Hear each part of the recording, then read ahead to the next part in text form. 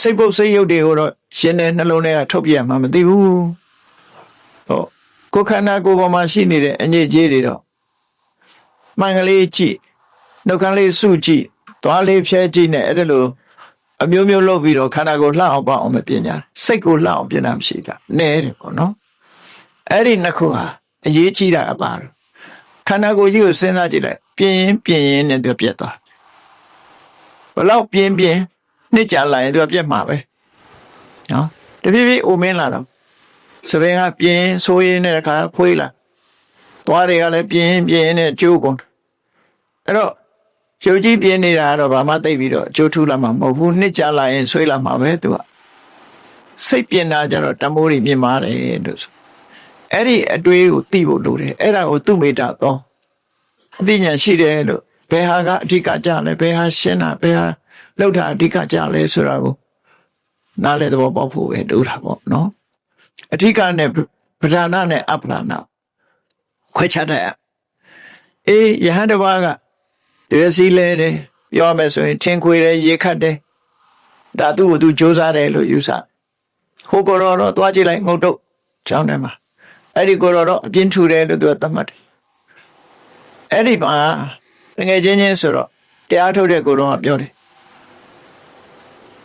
တကယ်ချင်းအဲ့ဒီအလုပ်တွေကြီးလည်းလုပ်မနေနဲ့တရားလေးပါလေးလည်းနှလုံးသွင်းထိုရဟန်းဝလာတာတရားထုတ်ဖို့ဝလာတာဒါကြောင့်မို့ဒီအလုပ်ကိုလည်းတစ်ခါတည်းလုပ်ပါစူးစမ်းပါလို့ပြောတယ်နားမထောင်အေးတရားဓမ္မစူးစမ်းအထုတ်တဲ့ရဟန်းတော်ကနောက်ဆုံးမှာပရိသဗ္ဗေဒဉာဏ်၄ပါးနဲ့ထူးခြားတဲ့ဂုဏ်တူဝိသေသတွေနဲ့ယဟန္တာဖြစ်ကိုရောက်သွားတယ်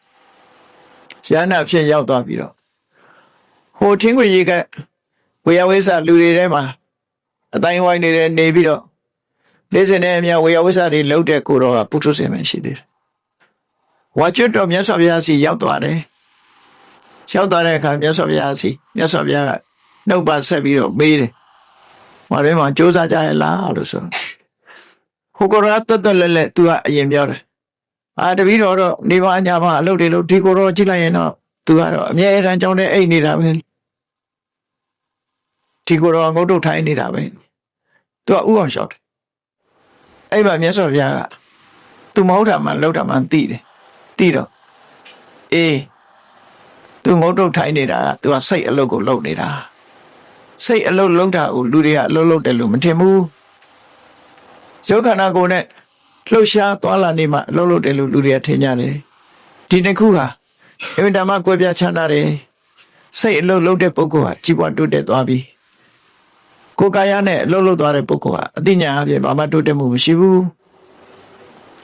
ဘာတရားထုမှမရတဲ့ပုဂ္ဂိုလ်ဟာမေးလျောသူတရားထုတရားမြတ်ရသွားတဲ့ပုဂ္ဂိုလ်ကမမေးမလျောစ조사တဲ့ပုဂ္ဂိုလ်တရားထုတရားမြတ်မရဘဲနဲ့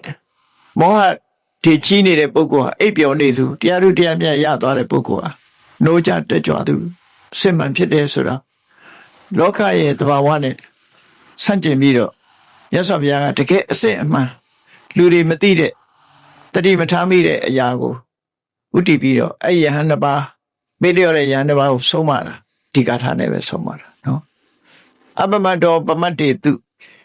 တုတ်တေတုဘဟုစာကတော့အပလတံဝတိကတောဟိတဝယာတိသူမေထတော